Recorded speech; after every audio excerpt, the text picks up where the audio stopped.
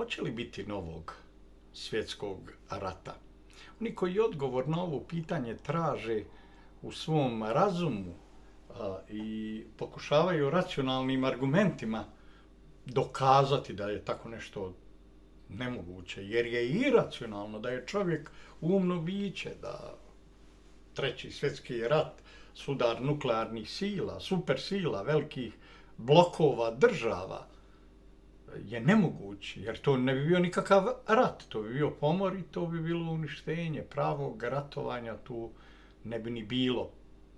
Upravo taj racionalni argument treba da nas uvjeri da sve ovo što se dešava oko nas, ta serija manje bitnih ali ne manje intenzivnih konflikata, da u stvari nisu uvod u Treći svjetski rat i da se oni nikada neće objediniti u jedan veliki sukob. Dakle, postoji mnoge tačke na kojima se velike sile sudarle sa svojim interesima i u Ukrajini, i u Africi, i na Bliskom istoku, i evo sada oko Irana. I mi uvijek kažemo, pa to su lokalni sukobi, ali jednom kada se lokalni sukobi integrišu i kada postanu dio opšteg globalnog sudara, kada se formirani blokovi u stvari objedine oko linija fronta na jednoj ili drugoj strani i kada u jednom takvom globalnom sukobu svako silom prilika potraži svoje mjesto, da ne bi ostao izvan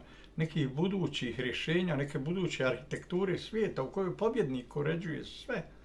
Dakle, eto i racionalnih razloga i planova koji mogu u stvari dovesti do Trećeg svjetskog rata. Ono što je za nas u Bosni i Hercegovini bitno, dakle, jeste hoće li biti rata u Bosni i Hercegovini. Gledajući ovaj svijet, mi u stvari zaključujemo da ovdje nema potencijala za izazivanje svjetskog rata, iako napolju zvecka se i oružjem, iako napolju padaju granate, ginu ljudi, države se razbijaju, komadaju, režimi ruše, uskraćuju se bilo kakva ljudska prava, ograničava se trgovina, nema više ni slobodne ekonomije, sve postaje stvar nekakvih novih dogovora. Dakle, postojeća pravila više ne važe. U takvim uslovima takvog geopolitičkog haosa, samo je pitanje koja od velikih sila može imati interes da i u Bosni i Hercegovini bude rat. A okolnosti su takve da ga i ne bi bilo teško pokrenuti, obzirom na odnose između tri konstitutivna naroda koja u stvari još uvijek manifestuju visok stepen homogenosti i kada raspravljaju o kolektivnim pravima, sebe isključivo doživljavaju kao nacionalnu i vjersku zajednicu, a ne kao građansku, nekakvu sterilnu zajednicu koja tamo ima opšta neka prava da realizuje razne građanske slobode i tako dalje. O tome niko ne želi razgovarati. Jasno je da je ovdje primarno u Bosni i Hercegovini međunacionalni, odnosno međuvjerski sukob. Da iz tog sukoba određenih političkih interesa duboko vire upravo nacije sa svim svojim identitetskim obilježjima od kojih je najznačajnija svakako razlika u vjeri, koja ih onda i definiše kao pripadnike različitih civilizacija. I u takvim uslovima nije teško pokrenuti rat, bilo kakav rat s polja, bilo kakvo remećenje spoljnog poretka, kao što je nekad bilo rušenje Berlinskog zida, kao što je bio raspad Sovjetskog saveza, raspad Varšavskog pakta. Može i ovdje pokrenuti u Bosni i Hercegovini. Ljudi prosto aplaudiraju gospodinu ratu, novom ratu u Bosni i Hercegovini. Ljudi prosto podržavaju te konflikte, mada vole pričati o tome kako su oni dobri, oni drugi ne valjaju, ali jer oni žele dobro za sve. U ovom slučaju bošnjačka politika je dobila mnogo signala i iz Zagreba i iz Beograda. Neki signali su dolazili iz Vašingtona, dolaze iz Tel Aviva. London se ušutio sa svojim otpravnikom poslova. Julian Riley je otišao. Dakle, mali Murphy, odnosno britanski Murphy, je otišao. On je bio kreator u stvari očuvanja inercije negativnog djelovanja demokrate ambasadora američkog Marfija u Bosni i Hercegovini. I pokušao je održati taj sistem. U međuvremenu nešto se strašno promijenilo i sada već Britanci šute, Njemci pokušavaju preko parlamentarne skupštine, Vijeća Europe, Savjeta Europe i tako dalje, da izdaju neke nove proklamacije i rezolucije. Ali više vrijedi jedan metak opaljen u vazduh nego 10 evropskih rezolucija. Više političkih promjena može izazvati, dakle, jedan puštani metak na strelištu ili opaljen u vazduh, dakle, nego sve te njemačke rezolucije koje govore šta je, ko je kriv, šta se desilo i tako dalje. U suštini, cijela priča oko krivice, ko je prvi počeo, zašto se ovo dešava, ko je ovdje ispravan, svodi se na nekoliko važnih stvari koje su bili razlog sukoba Bošnjaka sa ostatkom Bosne i Hercegovine, sa drugom polovinom Bosne i Hercegovine, a u teritorijalnom smislu sa 3/4 Bosne i Hercegovine, sa Srbima i Hrvatima. Sa Hrvatima je jednostavna stvar. Dakle, nije pitanje da li Bošnjaci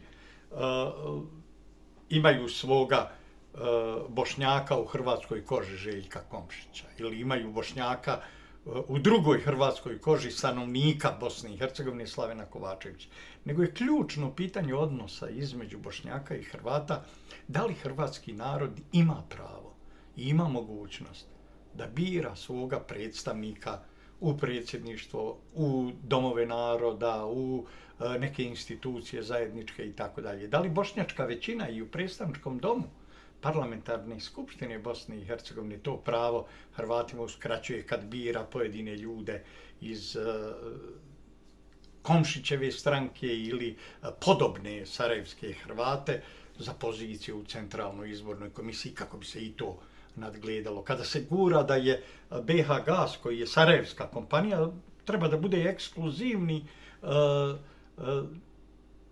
ekskluzivni vladar gasne politike u Bosni i Hercegovini, gasne infrastrukture, gasnih resursa, uvoza, izvoza, trgovine, korištenja i tako dalje. I da ta južna interkonekcija u stvari i znači borbu za to da li Hrvati imaju pravo da imaju svoju firmu za distribuciju gasa, obzirom da preko teritorije koju isključivo naseljavaju Hrvati, a ne samo preko Hrvatske države, trebaju da pređu u stvari ti gasovodi, plinovodi, razne vrste veza koje bi toj kompaniji omogućile snabdijevanje iz nekih drugih izvora, da to ne budu ruski izvori. Dakle, cijeli problem sukoba jeste u tome. Da li će Bošnjaci svojim glasovima birati hrvatskog predstavnika? Da li Hrvati imaju pravo da biraju svoga člana predsjedništva? Da li to pravo mogu uopšte ostvariti? Dakle, u ovoj eri sukoba i konflikata to temeljno pravo hrvatskog naroda da bira je daleko važnije od toga da li će biti izabran Komšić ili će biti izabran neko drugi, nego koga bira. U ovom slučaju bošnjačko biračko tijelo bira 2 člana predsjedništva. Bošnjaci biraju 2 člana predsjedništva koji u stvari i provode tu vrstu bošnjačke politike. Sa Srbima je priča prilično jednostavna. Kada vidite razgovore iz Sarajeva koji postaju prilično licemjerna priča o Dejtonskom sporazumu kao ludačkoj košulji i centru blokade, onda sebi postavite pitanje. Dakle, ko blokira, ko razbija, ko radi to? Ko je blokirao Dejtonski sporazum ako je 1000 i nešto odluka donio visoki predstavnik bez razmišljanja o tome da li postoji neka srpska većina koja bi to prihvatila ili srpska manjina ili bilo ko, nego je to prosto nametnuo silom prilika bez obzira na Dejtonski sporazum. Dakle, Dejtonski mirovni sporazum nije ometao visokog predstavnika da donese preko 1000 odluka, da proglasi preko 300 važnih zakona, da izmisli nove institucije, da sankcioniše 100 ljudi, da kontroliše pravosuđe, da sve stavi pod svoj nadzor. Kako je onda Dejtonski sporazum blokirao Bosnu i Hercegovinu i stvorio institucije koje u stvari izazivaju blokadu? ako su u predstavničkom domu donošene odluke nadglasavanjem, ako je bilo i sporazuma, ako je izmišljeno Vijeće za implementaciju mira, dakle, taj izmišljeni organ koji nema nikakve veze sa Ujedinjenim nacijama, na koji niko nikada nije prenio ni jedno ovlaštenje sa sebe. Dakle, Ujedinjene nacije nikada nisu prepoznale, kako to vole reći neke pričalce na televizijama, Ujedinjene nacije su prepoznale Vijeće za implementaciju mira. To je naravno besmislica.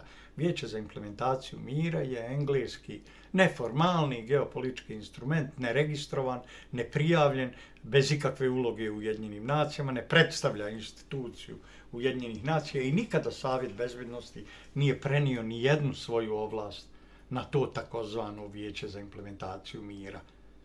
Kako je moguće onda blokirati to Vijeće za implementaciju mira Dejtonskim sporazumom, kad je u stvari radilo se šta se htjelo, izmišljene su bonske ovlasti, nekakve priče o tome koji su trebali u stvari da slome Republiku Srpsku, a da nadglasaju hrvatski narod u Bosni i Hercegovini. I to se uglavnom radilo. Korijeni sukoba u stvari ne potiču samo iz ovoga. Dakle, iz toga što su Bošnjaci birali Hrvatima, u stvari oduzeli Hrvatima pravo da biraju svoje predstavnike, nego ili što su smatrali da je Dejtonski sporazum ludačka košulja i da treba stalno donositi neke odluke, da li kroz formu visokog predstavnika koji je, deblokirao te blokade koje je Dejton kao ludačka košulja dao, ili kroz Ustavni sud, koji je isključivo u interesu Bošnjaka donosio presude, jer su za te presude na kraju glasali samo Bošnjaci i 3 predstavnika iz Evropske unije. Dakle, nikada nisu Hrvati i Srbi glasali za njih. Mnoge presude su donešene praktično nadglasavanjem 2 konstitutivna naroda u Ustavnom sudu. Ali problem nije samo u tome. Problem je što su Bošnjaci kroz svoje političke stranke rušili masovno Dejtonski mirovni sporazum, razarali ga, stavljali do znanja da je on ludačka košulja, a istovremeno zato optuživali Srbe, pa na kraju optuživali i sam Dejtonski sporazum da je on stvorio blokade. I evo sada se situacija promijenila. Dakle, poruke koje su došle iz Tel Aviva, iz Budimpešte, iz Vašingtona su prilično jasne za onoga ko želi da ih razumije. Dakle, ta ideja, taj put je završen. Trebalo je to shvatiti još onda kada je J.D. Vance govorio na Minhenskoj konferenciji o tome da Amerika više neće praviti neke nove nacije, izmišljati neke nove suverenitete, podržavati neke besmislene projekte. A to je na kraju ponovila i američka ambasadorca pri Ujedinjenim nacijama. Tada je trebalo shvatiti poruku da se nešto u politici koja se artikuliše u Sarajevu treba podhitno promijeniti kako bi se za Bosnu i Hercegovinu pribavio minimum stabilnosti u uslovima potpuno nestabilnog svijeta, nestabilne Evrope. Evropa je nestabilna i ekonomski i politički. U jednoj njenoj polovini se vodi rat. Dakle, jedna polovina Evrope proizvodi oružje i šalje na ovu drugu polovinu na kojoj preko Ukrajine se vodi rat protiv Rusije, koji Rusija u načelu dobija.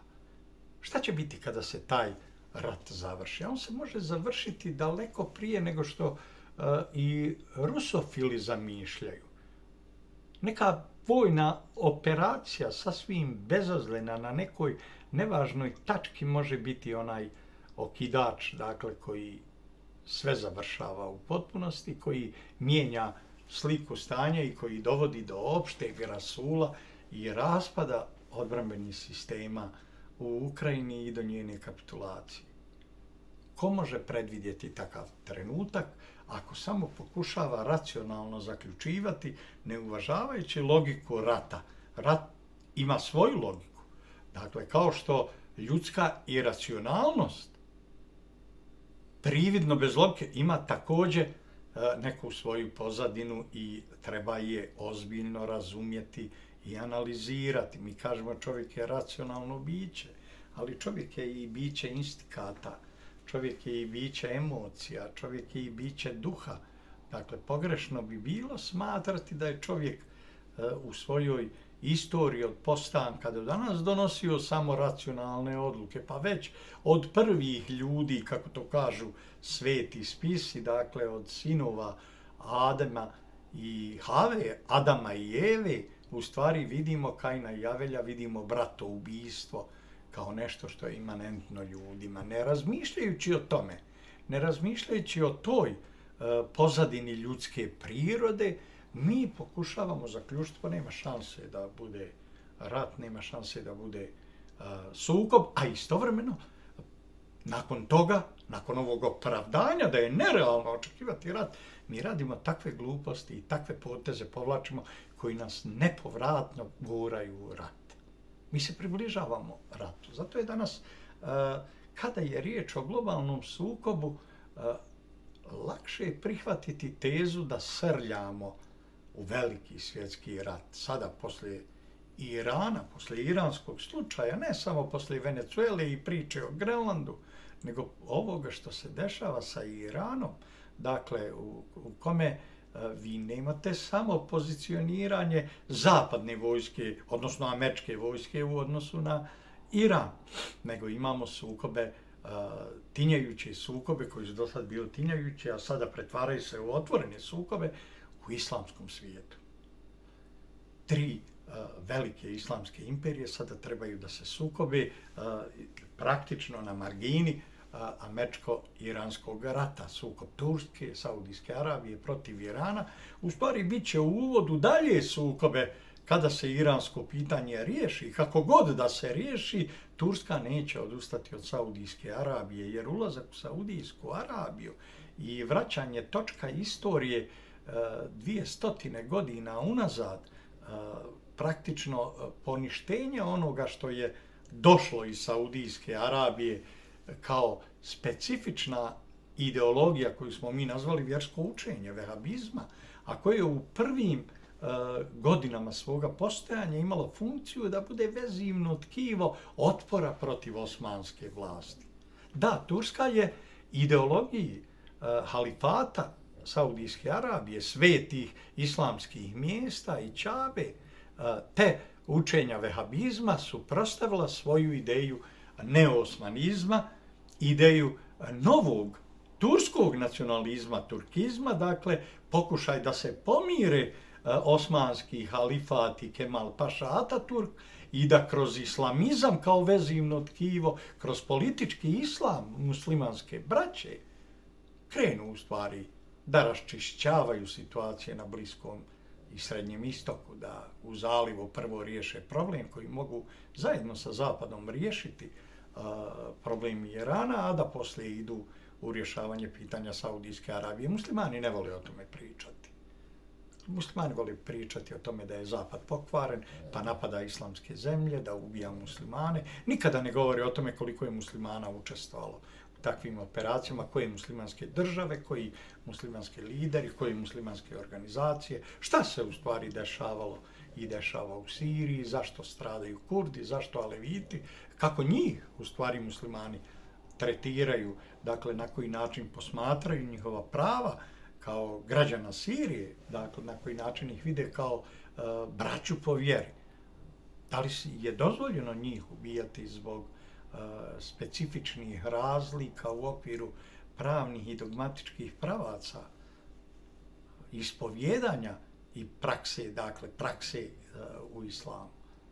Ako je sve isto, ako je u islamu knjiga ista, poslanik isti, ako je pravna analogija, dakle kijas i fukah, ako je to izvor i alibi za ove sukobe i ove ratove koje će voditi Turska protiv Irana ili poslije protiv Saudijske Arabije, onda je jasno na kom nivou se nalazi i ta muslimanska pamet i da se o tome da se muslimani ne mogu amnestirati uopšte za ovo što se dešava u arapskom svijetu. Kada Saudijska Arabija naruči više protiv vazdušnih sistema Patriot nego što Amerika može proizvesti za godinu dana.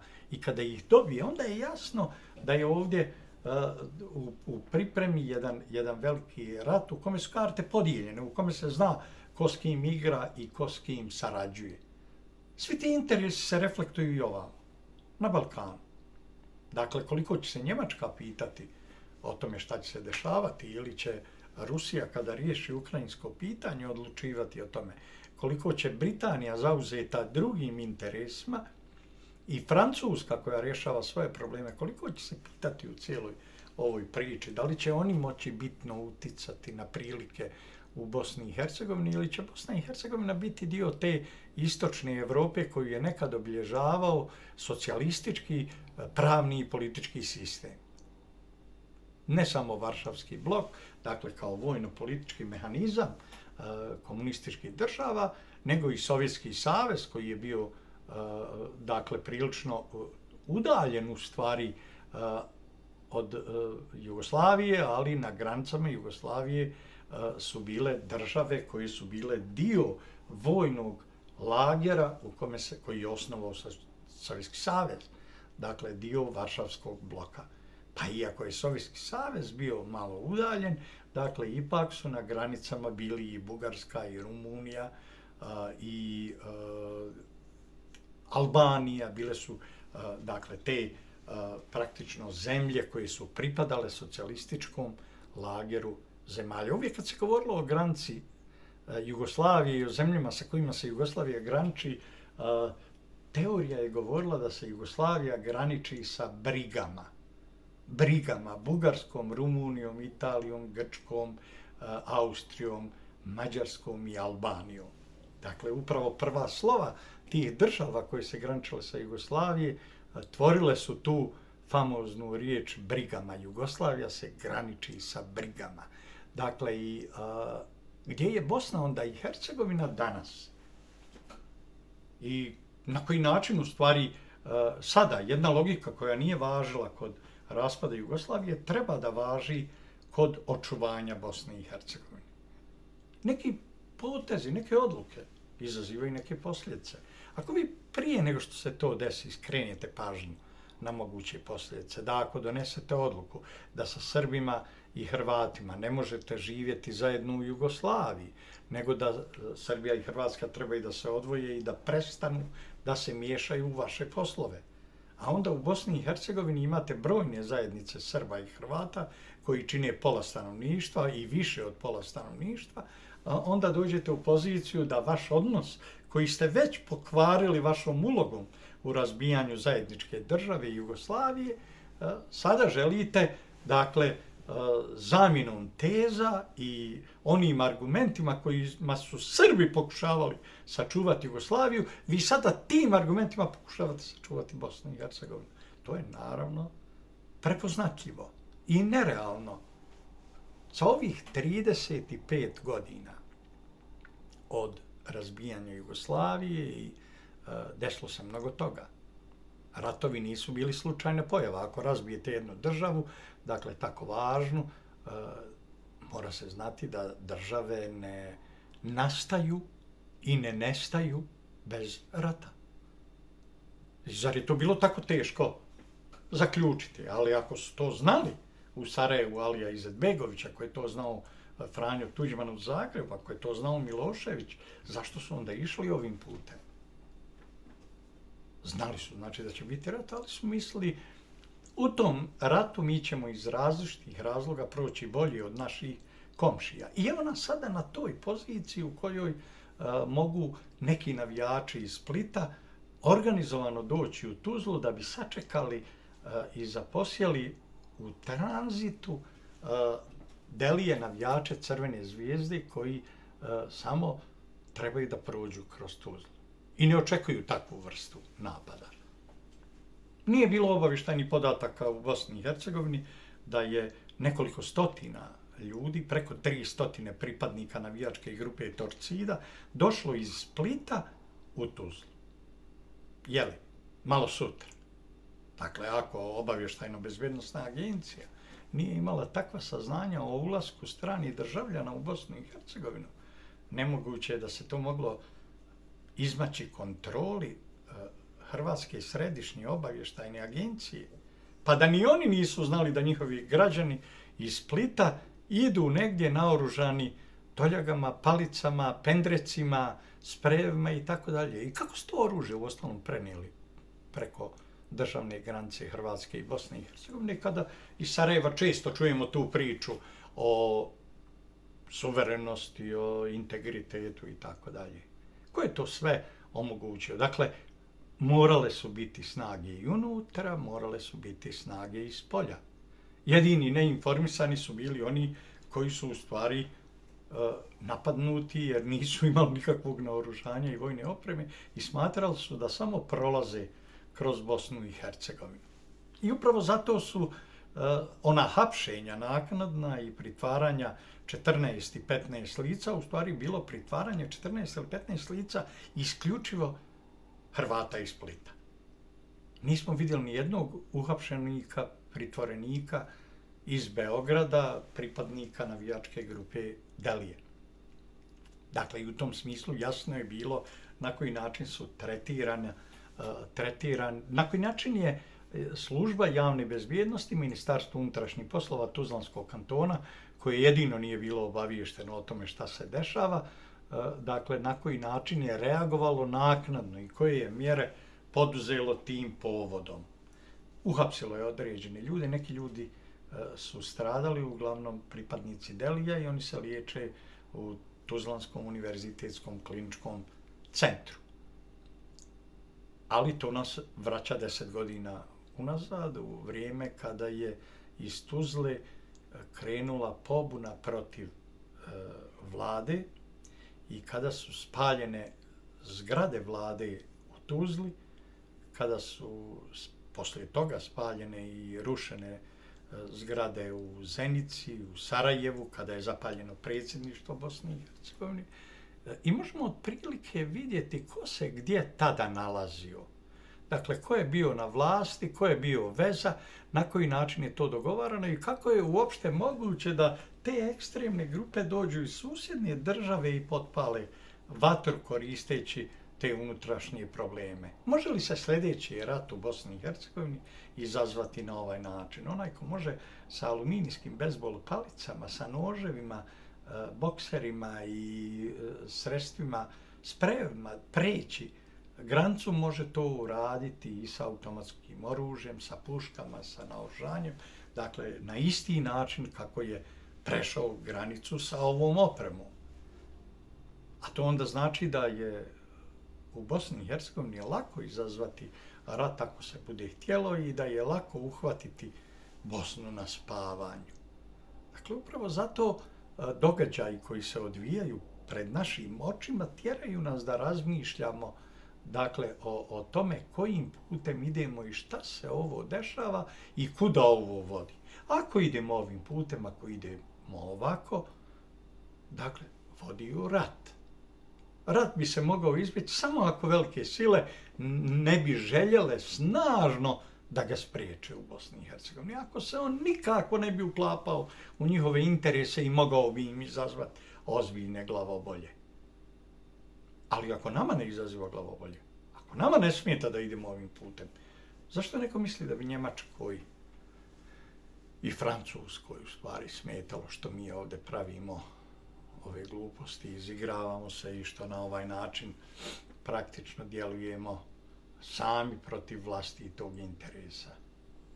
Dakle, sve to što se dešava oko nas je u stvari očito iracionalno. Razgovarati o tome iz racionalnog ugla je besmisleno. Ljudi prosto žele da idu ovim putem i smatraju da imaju pravo nerealne ambicije da ističu u prvi plan, da imaju pravo da o tome govore, da imaju pravo stalno da potenciraju sve ove događaje i da potenciraju vlastite interese i da onaj koji im kaže da je to nerealno ili da je pogrešno je u stvari njihov neprijatelj. Kako dakle da uvjerite Bošnjake, da uvjerite narod, ovaj put kojim ih vode političke stranke, sijući mržnju i nerealne ambicije među njih, pronalazeći neprijatelji unutar njih koji im govore drugačije, da je to put u trajne sukobe, da to nije više ta vrsta homogenizacije kakva je mogla biti 90. godina. Je li moralno u stvari?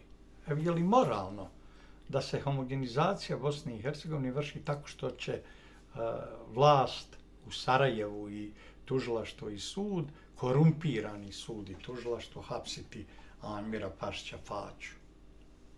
Dakle, čovjeka koji 9 mjeseci prije toga, koga su pokušali ubiti u sred čaršije, dakle, u hotelu Evropa. 2 lica su zapucala na njega, opalila 15 metaka, pokušali ga ubiti i onda se par mjeseci slegli ovi koji su poslali ta lica da bi poslije organizovali njegovo hapšenje, da bi kreirali nekakvu sliku o počinjenom krivičnom djelu i o načinu na koji treba da se cijela ova priča i ujdurma predstavi, da se govori nama o tome da je neko psovao i da zbog toga treba da bude 5 mjeseci u pritvoru. Dakle, ta priča je iracionalna. Dakle, nikakve psovke ne mogu biti teže krivično pravno djelo od pokušaja ubistva upravo tog Faće. Dakle, pokušaj da se svjedocima bošnjačkim zapuše usta, da se na ovaj način ušutka bošnjačka slobodna misao, da se na bilo koji način govori o problemima koji nas čekaju na ovom putu kojim idemo. Dakle, očito je stvar koju vlast želi da na određen rok gurne u pozadinu. Idu izbori. U ovoj godini su izbori. Zato se prave te igranke po Republici Srpskoj, zato se prave ove vrste pritisaka koje se prave, zato se dešavaju mnogi događaji koji u stvari govore o tome da Bošnjaci, Srbi i Hrvati ne mogu naći zajednički jezik, da više nije bitno da li će na vlasti biti Trojka ili Stranka demokratske akcije, da li će Republika Srpska krenuti putem osamostaljenja ili će insistirati na Dejtonskom mirovnom sporazumu koji je razoren upravo iz Sarajeva i preko Sarajeva. U suštini sve to, sav taj politički proces će zamagliti najvažniju činjenicu koja govori da Bošnjaci, Srbi i Hrvati ne mogu živjeti zajedno. Ne mogu na nivou kolektivnih interesa, na nivou kolektivnih ideja. Tamo kada to spustite na ljudski nivo, ljudi mogu sarađivati. Ljudi se mogu sretati na ulicama i pozdravljati. Ljudi mogu slati preko društvenih mreža čestitke povodom vjerskih praznika. I sve se to može raditi na nekom međuljudskom nivou, ali na nivou političkih i društvenih odnosa različitih identiteta i njihovih artikulisanih kolektivnih interesa, to je nemoguće živjeti zajedno. To je život nemoguć. Tu postoji stvari o kojima se više ne može dogovoriti. Kako se možete dogovoriti danas sa Hrvatima o tome da im vi birate ljude? Nije bitno koga ćete birati, možete birati koga hoćete. Nego da Bošnjaci biraju hrvatskog predstavnika. Ovdje nije riječ o tome o Slavenu Kovačeviću ili Komšiću, jesu li oni pravi Hrvati. Ne, ovdje je riječ o tome da hrvatski narod ne može zbog svoje brojnosti, malobrojnosti, ne može izabrati člana predsjedništva, da glasa uludo, da baca te glasove koji propadaju i da ne postoji mogućnost da realizuju svoju političku volju na tako važnim pitanjima kao što je izbor članova predsjedništva. A to onda izaziva posljedice i u parlamentima, u domovima naroda, to izaziva posljedice u zajedničkim institucijama, to izaziva posljedice i u smislu dogovora oko toga koje pozicije pripadaju Hrvatima, koje Bošnjacima u federaciji, zašto Hrvati ne mogu dobiti direktora federalne policije u vrijeme kada je ministar policije Bošnjak. Iako je zakonom propisano da u stvari predsjednik jedne nacije ne može obavljati obe ove funkcije, da moraju ili Bošnjak ili Hrvat praktično podijeliti te pozicije. Kako god tamo to bilo formulisano, uglavnom jedna nacionalna zajednica ne može upravljati ovim najvažnijim institucijama. Ali evo upravlja. Dakle, upravlja. I najlakše je optužiti Dayton je to kriv. Znate, ludačka košulja, znate, blokade, u stvari blokade su u glavi.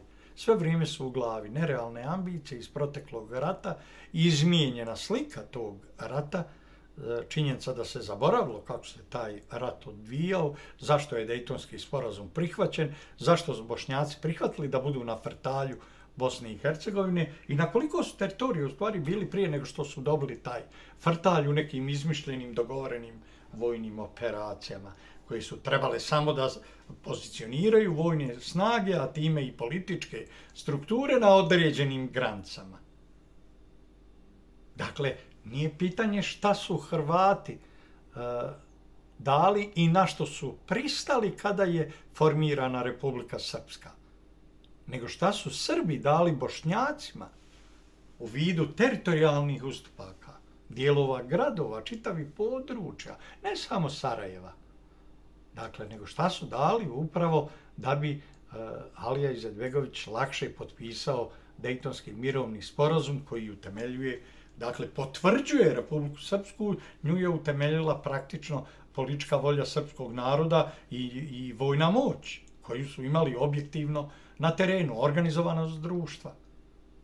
I pitanje da li bi sa 11% kontrolisane teritorije bošnjački element došao do 23-4% te teritorije, do nepunog frtalja, da nije bilo tih ženevskih i njujorških dogovora i kasnije potpisanih principa koji su u stvari bili u uvodu teritorijalno razgraničenje koje će biti ozakonjeno Dejtonskim mirovnim sporazumom. Ali mi smo to sada zaboravili. Mi pričamo o tome kako je to, prilike u ratu su bile promijenjene, napravljeni su dogovori, sve je bilo.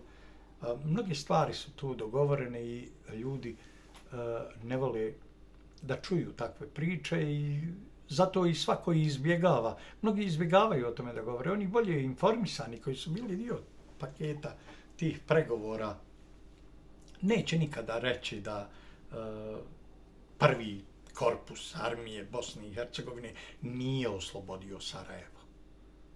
Dakle, gotovo da nije ništa značajno uradio, osim što su koristili tunel za trgovinu, a ne za vojne operacije. Osim što su koristili razne događaje za unutrašnje sukobe. Trebević 1, Trebević 2, međusobni obračuni i tako dalje. To je bila borba za plijen. Zato je na kraju jedna odluka Slobodana Miloševića u Dejtonu u stvari spojila, proširila tu zonu sarajevskog uticaja, dakle i na Grbavicu i vratila ne samo Grbavicu i Rajlovac, Ilijaš i Hadžiće i Hrasnicu i dijelove mnogih i Lidžu i tako dalje. Sve to u stvari ta odluka uradila, a ne vojna moć. Ali mi ne volimo o tome pričati.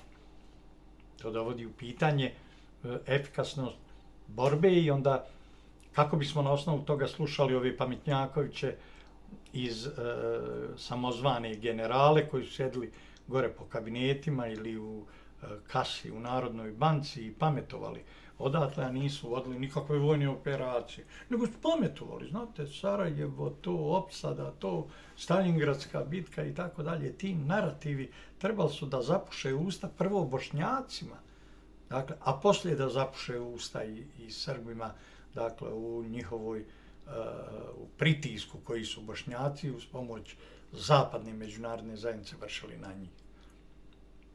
Ali to vrijeme sada, evo, sada to više ne daje, ta politika ne daje taj rezultat, okolnosti se mijenjaju, ne postoji više zajednički nastup zapadnih struktura i pitanje koje sami sebi postavljamo, je li moguć rat u Bosni i Hercegovini? Koji su to potencijali koji bi ga spriječili? Da li postoje takvi potencijali? Da li će Srbi i Hrvati trpiti ovu priču iz Sarajeva, koja je prilično nezrela? Dakle, da li će prihvatiti da se iz Sarajeva emituju ovi narativi koji su islamistički, ponekad i antisemitski, vrlo često, podrška terorističkim organizacijama globalnog terorizma. U Sarajevu, dakle, da, iz Sarajeva čujemo sve te poruke i čujemo reakciju na prijedlog predsjednika Dodika koji je dao u Izraelu da Izrael stavi pod zaštitu, da zaštiti sarajevsku Hagadu. To nije sarajevska Hagada. Dakle, zamislite, kada izgovorite dvije riječi i Hagadu nazovete sarajevskom, steklo bi se utisak da je ona napisana u Sarajevu ili da je u Sarajevu bila najduži vremenski period. A nijedno ni drugo nije tačno. Dakle, napisana je u Barceloni, u Španiji, 13. ili 14. vijek, godinu dana je lutala po Španiji, iz kraljevstva Aragon praktično došla je i do Italije, bila je u Italiji i ne zna se u stvari tačno vrijeme kada porodica Cohen, koju je to dospjelo u vlasništvo, ustupa austro-ugarskoj vladi ovu Hagadu. Hagadu kao vjersku i porodičnu priču o oslobađanju Jevreja iz egipatskog ropstva sa mnogim minijaturama, slikama, pričama i tako dalje. Praktično nešto što je staro više od 7 vijekova, jeste bez sumnje važan dokument. Ali ko je njega branio kada Austro-Ugarska formira zemaljski muzej koji danas ne može da radi? Ko je štitio u stvari Hagadu poslije toga, kada je već izbio Prvi svjetski rat i kada kraljevska vojska sa vojvodom Stepom Stepanovićem ulazi u Sarajevo, oslobađa od Austro-Ugara? Srbi su čuvali Hagadu. Dakle, u doba te kraljevine, u stvari, srpska i politička i vojna moć je čuvala Hagadu. U Drugom svjetskom ratu Ustaše su tražile da dođu do Hagade i da je spale. I to upravo one muslimanske Ustaše koje danas imaju svoje pozicije u Sarajevu, koji imaju svoje ulice ili imaju svoje škole. Dakle, ne možete vi reći da ste odbranili Hagadu, ako je u stvari Hagadu svo vrijeme njenog postojanja trebalo čuvati od vas, od te pameti, dakle, koju danas vidimo u Sarajevu. Ako je ta pamet istjerala sve čuvare Hagade sa ulica Sarajeva iz istorije, ako više vi nemate nikoga, dakle, iz Kraljevne Jugoslavije koji je sačuvao Hagadu u to doba ili iz Titove Jugoslavije i partizanske vlasti, ako vi takvih ljudi nemate, nego ste dali ulice raznim pripadnicima Handžar divizije koji su Hagadu htjeli spaliti. Dakle, dali ste Huseinu Džozi ulicu, dali ste Fehimu Spahi, dali ste mladim muslimanima, date ulice Mustafi Busuladžiću, čovjeku koji intervjuiše Amina El Huseinija, duhovnog vođu 13. SS Handžar divizije, palestinskog muftiju, pripadnika u stvari muslimanskog bratstva, visokog funkcionera muslimanskog bratstva. Kad se sve to pogleda, onda u stvari postaje jasnije da je najveća prijetnja po Hagadu upravo tu, u Sarajevu, i da Dodikova opomena izrečena u Tel Avivu nije bila bez osnova. Dakle, oni ljudi koji su branili Hagadu, zadnjih poznati 130, 40 godina, dakle, ta politika, taj mentalitet, ta psihologija je protjerana iz sarajevske istorije. Nema je nigdje, nema je ni u tragovima. A oni koji su tražili Hagadu da je spale, da je unište, oni danas imaju svoje ulice, imaju svoje trgove. Svi saveznici nacista i Trećeg rajha danas u broju od preko 200 njih imaju ulice u Sarajevu. Čak i ulicu u Sarajevu našao i neki dedo koji sebe predstavlja kao ustaš, sve je moje ustaško, reći će on, porodica mi je ustaška, ja sam ustaša. Ali on je donio ručni bacač iz Pretisa, pa su rekli da je kao izumitelj ručnog bacača važniji od Vojislava Kecmanovića Đede, koji je bio predsjednik prvog zasjedanja Zavnobiha. A i on je istjeran. I Zavnobih je istjeran. Da, u Sarajevu žele te avnojske grance, ali ne žele ništa drugo od Avnoja. U Sarajevu žele da slave Tita, ali ne žele da slave Titovu politiku ni u jednom segmentu. Jer u Sarajevu ne vole Titov ateizam, Ne vole Titovo bratstvo, jedinstvo, ne vole Titov antifašizam, Tito ih je ganjao u ratu, takve je Tito proganjao, ubijao, hapsio. Dakle, ne vole Titovo nesvrstavanje jer žele u NATO pakt. U Sarajevu praktično, kad govore o tome da žele nešto, oni kao najvećeg antifašistu i smatraju Adolfa Hitlera i Benita Mussolinija. Oni takav antifašizam podržavaju. Dakle, onaj koji je na najbolji način predstavljao njihov predstavnik u 13. SS diviziji Husein Djozo, dakle i naravno Amin El Huseini. Dakle, to je taj antifašizam, dakle, kako ga oni vide kada kažu mi smo antifašisti, mi želimo Hagadu. Dakle, upravo svi ti događaji nas vode do odgovora na pitanje je li moguć rat u Bosni i Hercegovini. Jeste. On je danas realniji nego juče, on je prilično realna opcija podjele Bosne i Hercegovine i nju će biti teško podijeliti bez određenih sukoba i čarke, osim ako neka velika sila ne stavi se na stranu tih vrsta podjela.